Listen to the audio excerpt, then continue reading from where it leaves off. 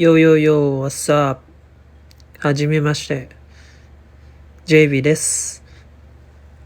Sa video na ito, tuturuan ko kayo paano mag-Japanese.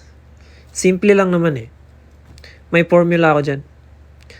Kung sa Tagalog, A, I, B. Yan. A, I, B. Si A ay B. Halimbawa, lagay natin sa A, si J. Ako. Si J ay naglakad.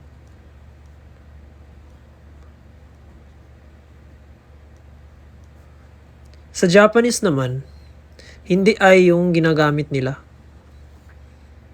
kundi particle na ga.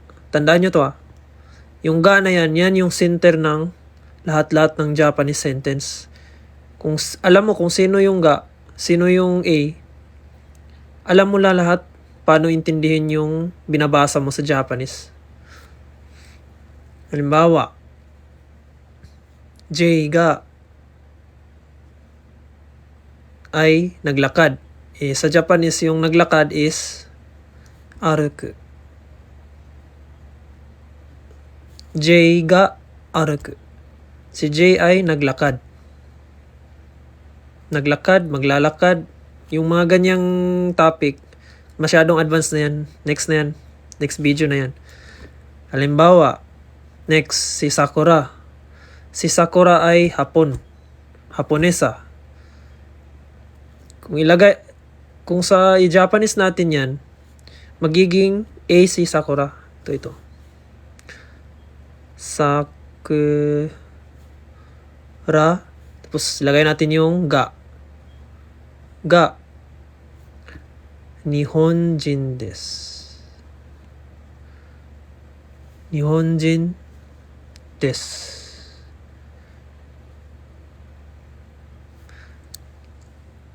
Now, yung des na to, bakit kayo naglagay? Hindi dito. Walang des dito eh. Ang dahilan dyan is ito, yung aruku. Verb kasi ito eh, verb. J ga aruku.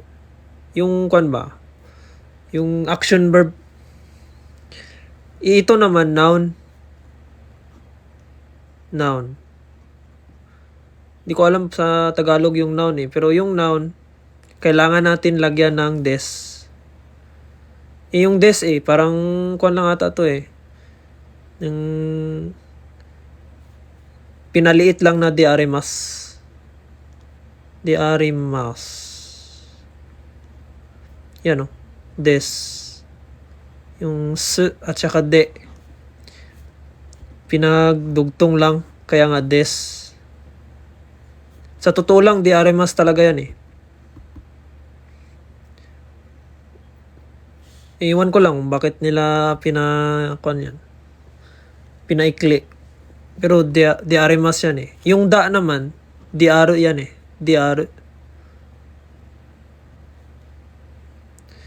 Yung ibig sabihin yan is equals. Halimbawa, Sakura ga Nihonjin desu. Si Sakura ay Nihonjin. Ito. Ay. Magkaiba lang siya dun sa verb kasi yung verb, meron na yung u na yan.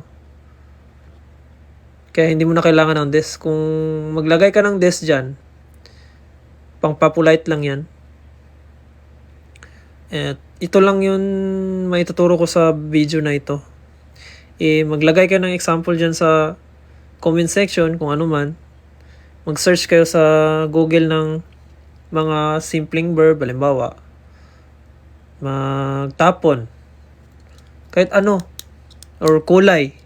Sakura ga pink desu. Yung mga ganito. Sakura ga pink desu. Si Sakura ay pink. Ganun lang kasimple. Noun to noun. Halimbawa, si Sakura is nagtapon. Sakura ga Sakura ga nageta. Nageru. Sakura ga nageru. Hindi tayo maglalagay ng des dito kasi verb na to verb. Hindi to noun. Yung adjective naman, maya na yun. Basta ang problemahin natin ngayon paano mag-form ng Japanese sentence. Yun lang para sa video na ito. Comment nyo lang yung mga example nyo sa comment section. Tapos i-check ko kung ano yung mali. Goodbye. Mata ato din